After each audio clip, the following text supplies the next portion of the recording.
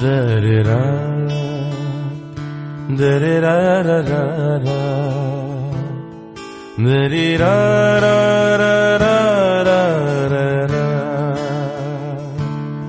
da-da-da, da-da-da-da-da-da, da-da-da-da-da-da-da.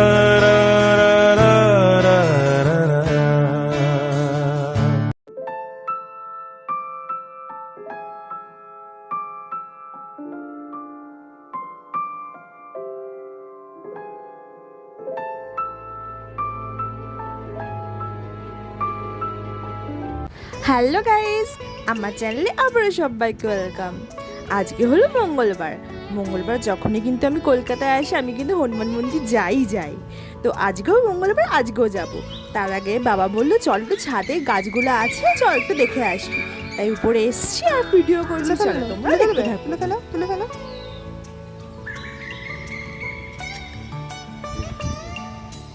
আর তুলো না। এটা কিসের ফুল? এটা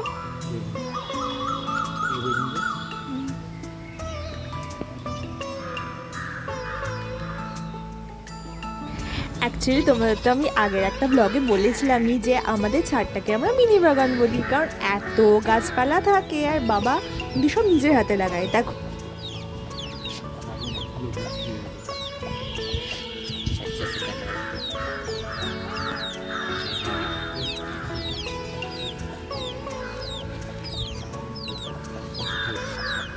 লাইন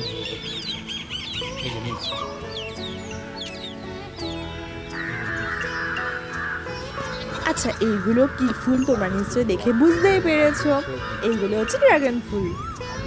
এইগুলো কিন্তু এখন এরকম লাগছে, রাত্রিবেলা যখন ভিডিও দেবো তখন শুধু দেখো। বাবা দেখো আবার নতুন চারা গাছ লাগাবে বলে এনেছে। আজকে না একটু মেঘলা ওয়েদার ছিল। আজকে আবার বিপত্তারিণী পুজো আছে, তো ভাবছিলাম যে এবার বাইরে বেরিয়ে হয়তো বৃষ্টির মুখে পড়বো। যাই হোক, ওটা সবে না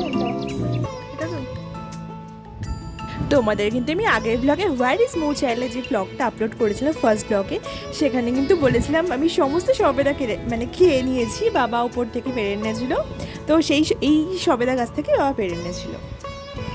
দেখো গোলাপ ফুল কি সুন্দর লাগছে না? আর আমাদের ছাদে কিন্তু প্রচুর বরবটিও হয়েছে। এটা কি? মালটা লেবু শরবতি লেবু হচ্ছে সব। তোমাদের ছাদের এই ফুল গাছ বা ফল গাছ যাই আছে বা সবজি সব কিছু নিয়ে একটা ব্লগ বানাবো, সেটা আপলোড করবো। এখন জাস্ট তোমাদের দেখিয়ে দিলাম যে আমি মঙ্গলবার কী করেছি। ছাদে উঠেছি ফার্স্টে, তো তার জন্য ছাদ থেকে আর কি ব্লগটা স্টার্ট করলাম। তো আকাশে তো দেখতেই পারলে ভালোই মেঘ করেছে।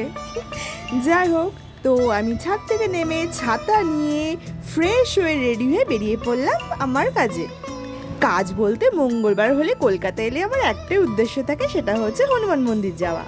তো আমি ফার্স্টে বেরিয়ে কিছু ওষুধ কিনে হাঁটতে চলে এলাম সোদপুর স্টেশনে। আর আমি কিন্তু ট্রেনের টাইমিং দেখেই বেরিয়েছিলাম, ভেবেছিলাম অনেকক্ষণই হয়তো বসতে হবে, ট্রেন হয়তো লেট করবে। বাট ট্রেন কিন্তু ফর্চুনেটলি টাইমেই ঢুকেছে, দেখে নাও। অ্যান্ড আমি কিন্তু ট্রেনে উঠে বসার জায়গাও পেয়ে গেছি। সো আমি নামলাম দমদম স্টেশন। আর এই স্টেশনটা আমার কাছে একটা ইমোশন, কারণ এই স্টেশন থেকে আমার কলেজ যাওয়া, অফিস যাওয়া সব কিছুই। সো বেশি লেট না করে ওখান থেকে 4 নম্বর প্ল্যাটফর্ম দিয়ে বেরিয়ে বাসে করে চলে এলাম হনুমান মন্দিরে। 2022 সালে যখন আমি দমদমে জব করতাম তখন কিন্তু এই হনুমান মন্দিরেই প্রতি মঙ্গলবার এসে পুজো দিতাম। তো দেখতেই পেলে শ্রী হনুমান চল্লিশা আমি কিনে নিলাম, আর হনুমান দেবের একটা মূর্তিও কিনে নিলাম। তারপর কিন্তু পুজোর ডালি নিয়ে আমি প্রবেশ করলাম মন্দিরে। আর ডালিতে ছিল জবা ফুল, মিষ্টি, মোমবাতি আর ধূপকাঠি। আর যদি তোমরা মানত করতে চাও তো দেখলে এরমভাবে দেওয়ালে বাঁধা আছে, দেখতেই পাচ্ছ। এগুলোও করতে পারো, নারকেলও কেনার ব্যবস্থা আছে ওখানে। তার ওরকমভাবে লাইন দিয়ে আমি পুজো দিলাম, যেটা আমি দেখাতে পারিনি। আর হনুমান চল্লিশও পাঠ করলাম মন্দিরে বসে। তো দেখো, অটো করে যাওয়ার পথে দেখাচ্ছি কতগুলো দোকান আছে আর কত ভিড় হয়, জাস্ট দেখো। সো অটো করে আমি পৌঁছে গেলাম দমদম স্টেশন। দমদম স্টেশনে নেমে বাদিকে কাবাবের দোকানগুলো দেখে খুব লোভ লাগলো, তাই কিনে ফেললাম চিকেন হরিয়ালি কাবাব। ওই বলে না যে দুধের স্বাদ ঘোলে মেটায়, আমার সঙ্গে কিন্তু ঠিক সেটাই হলো। না, কাবাবগুলো ভালোই খেতে ছিল, 50 টাকা দাম নিয়েছিল। তোমরা কিন্তু কম দামে এখান থেকে কাবাব ট্রাই করতেই পারো।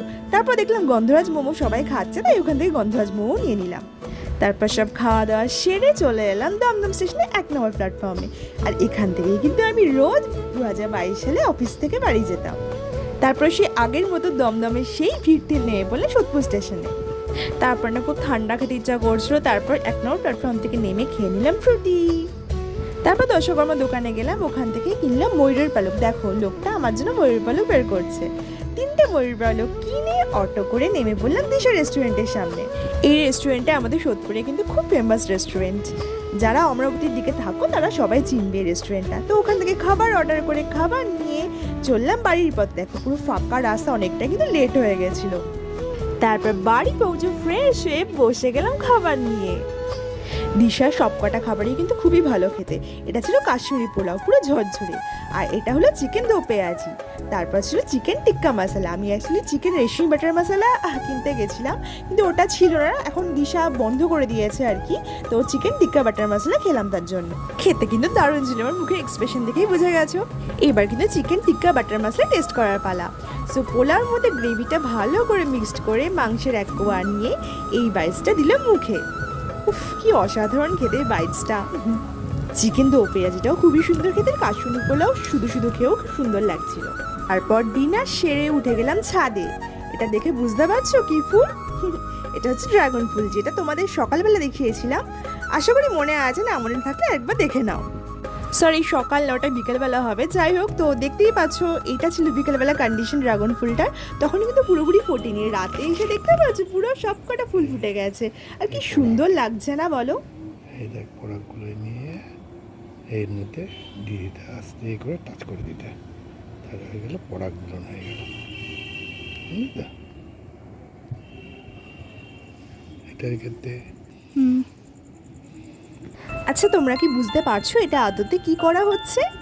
যারা গাছ নিয়ে পরিচর্যা করো বা গাছ নিয়ে থাকো তারা নিশ্চয়ই বুঝতে পারছো। এটাকে পরাগ মিলন বলা হয়ে থাকে। এটা কিন্তু হাওয়াতেও হয়, কিন্তু হাওয়াতে সবসময় সব ফুলের হয় না, তাই বাবা এটা করে দিচ্ছে। কীভাবে করে একটু তোমরা দেখে নাও। পরাগগুলো এরকমভাবে ঝেড়ে নিতে হবে, ঝেড়ে নিলে এখানে পরাগ পড়বে। আর এই হলো পরাগ, যা বাবা একটা ফুল থেকে নিয়ে আরেকটা ফুলে দিচ্ছিল।